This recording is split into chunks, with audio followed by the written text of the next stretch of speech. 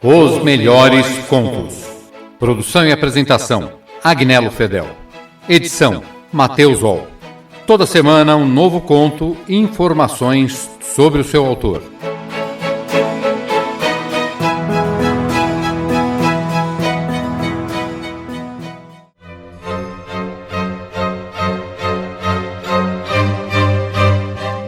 Manuel Antônio Álvares de Azevedo foi um poeta, escritor e contista da segunda geração romântica brasileira. É conhecido como o poeta da dúvida.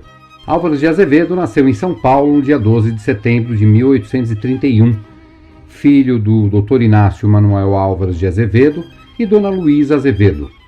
Aos 2 anos de idade, junto com sua família, muda-se para o Rio de Janeiro. Em 1836, morre seu irmão mais novo, fato que o deixou bastante abalado. Foi aluno brilhante, estudou no colégio do professor Stoll, onde era constantemente elogiado. Em 1845, ingressou no colégio Pedro II. Em 1848, Álvares de Azevedo voltou para São Paulo e iniciou o curso de Direito na Faculdade do Largo de São Francisco, onde passou a conviver com vários escritores românticos. Nessa época, fundou a revista da Sociedade Ensaio Filosófico Paulistano, traduziu a obra Parisina, de Byron, e o Quinto Ato de Otelo, de Shakespeare, entre outros trabalhos. Álvares de Azevedo vivia em meio aos livros da faculdade e se dedicava a escrever suas poesias. Toda sua obra poética foi escrita durante os 4 anos que cursou a faculdade. O sentimento de solidão e tristeza, refletidos em seus poemas, era de fato a saudade da família que ficara no Rio de Janeiro. Em 1852, Álvares de Azevedo adoece e abandona a faculdade, 1 ano antes de completar o curso de Direito.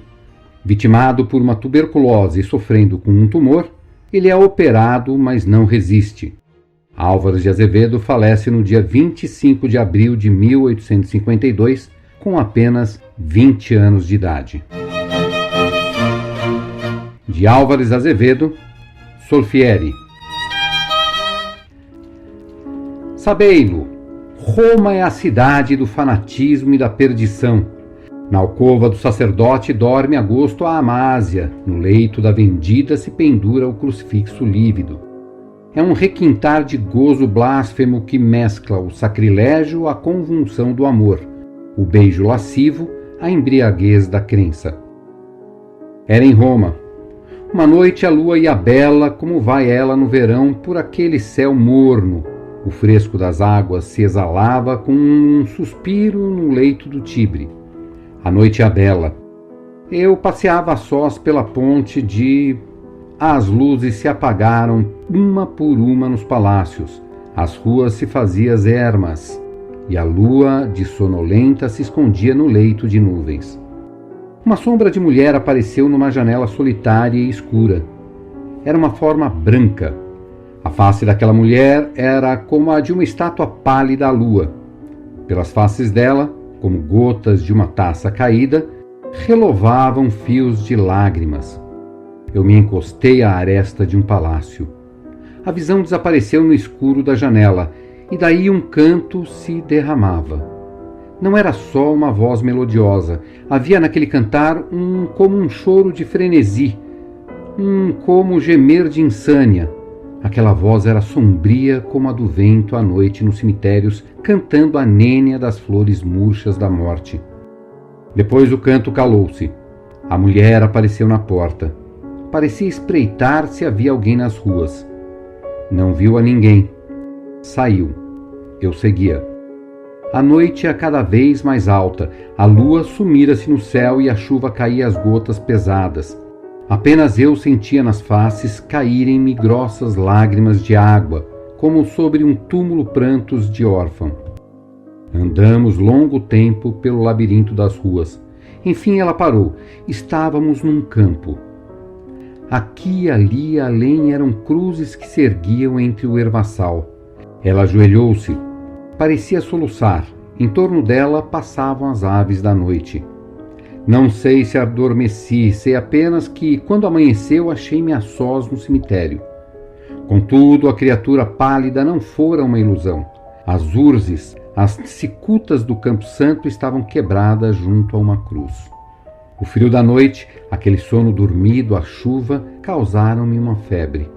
No meu delírio passava e repassava aquela brancura de mulher, gemiam aqueles soluços e todo aquele devaneio se perdia num canto suavíssimo.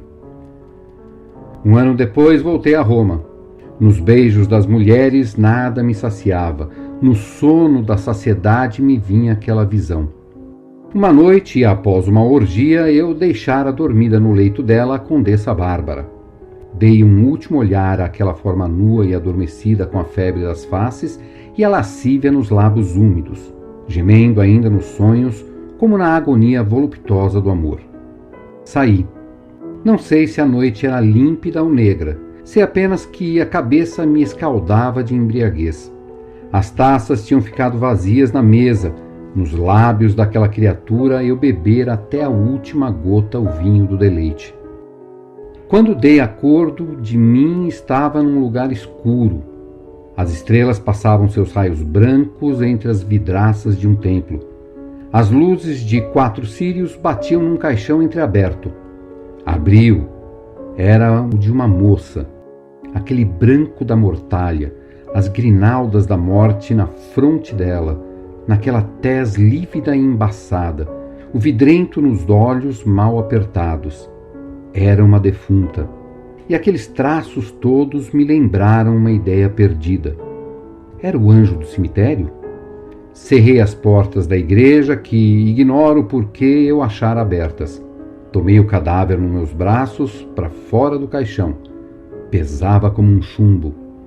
Sabeis a história de Maria Stuart degolada e o algoz do cadáver sem cabeça e o homem sem coração, como a conta Brantôme? Foi uma ideia singular a que eu tive. Tomei-a no colo. Preguei-lhe 1000 beijos nos lábios. Ela era bela assim. Rasguei-lhe o sudário, despi-lhe o véu e a capela como o noivo as despe a noiva. Era mesmo uma estátua. Tão branca era ela. A luz dos tocheiros dava-lhe aquela palidez de âmbar que lustra os mármores antigos. O gozo foi fervoroso. Cevei em perdição aquela vigília. A madrugada passava já frouxa nas janelas. Àquele calor de meu peito, à febre de meus lábios, à convulsão de meu amor, a donzela pálida parecia reanimar-se. Súbito abri os olhos empanados.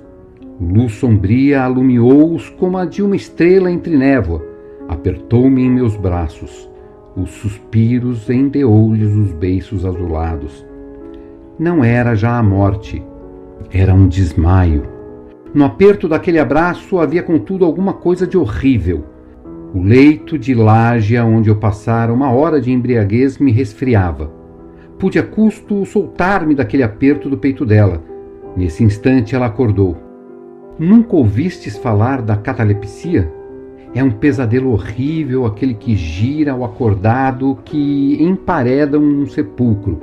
Sonho gelado em que se sentem-se os membros tolhidos e as faces banhadas de lágrimas alheias sem poder revelar a vida. A moça revivia pouco a pouco. Ao acordar, desmaiara. Embucei-me na capa e tomei-a nos braços coberta com seu sudário como uma criança. Ao aproximar-me da porta, topei num corpo. Abaixei-me, olhei. Era algum coveiro do cemitério da igreja que aí dormira de ébrio, esquecido de fechar a porta. Saí. Ao passar a praça, encontrei uma patrulha. Que levas aí?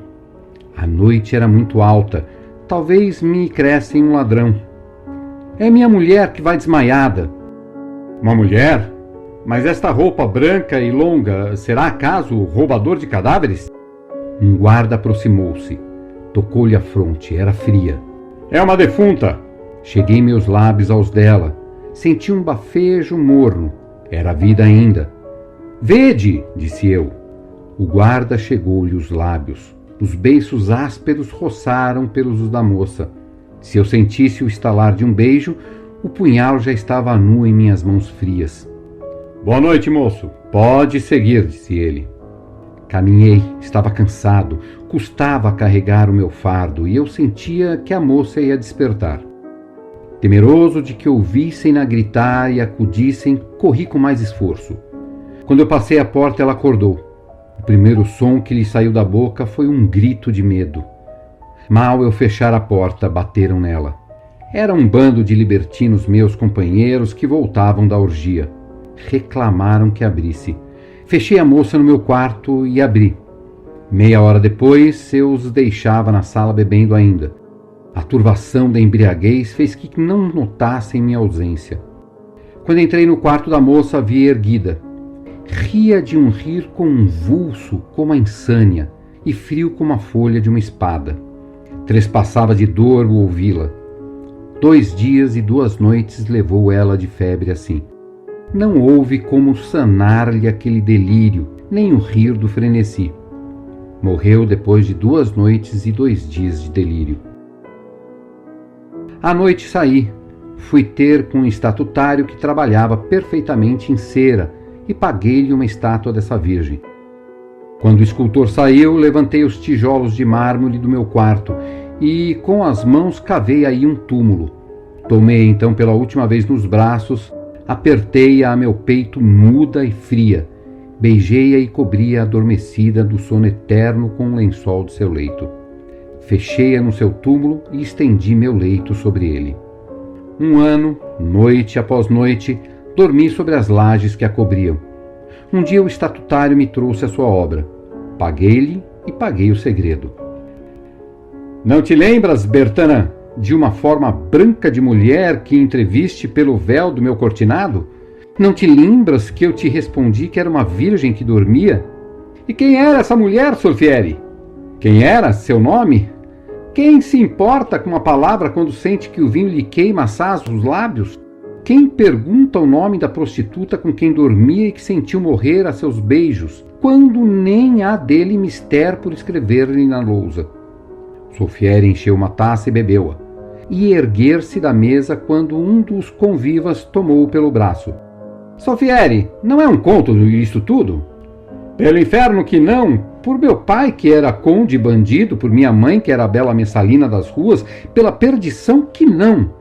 Desde que eu próprio calquei aquela mulher com meus pés na cova de terra, eu vou-lo juro. Guardei-lhe como um amuleto a capela de defunta. Ei-la. Abriu a camisa e viram-lhe ao pescoço uma grinalda de flores mirradas. Vede-la murcha e seca como o crânio que era dela. Vocês ouviram Solfieri, de Álvares Azevedo.